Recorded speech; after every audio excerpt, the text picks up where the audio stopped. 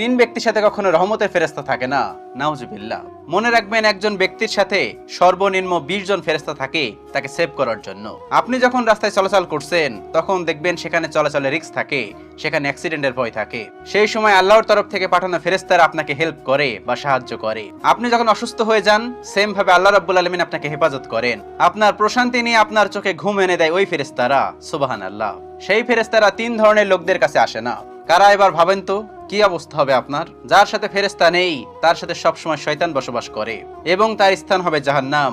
খুব ইম্পর্টেন্ট একটি মেসেজ যেটা আপনাদেরকে দিচ্ছি, এটি আমাদের রাসূলের হাদিস, সহিহ হাদিস।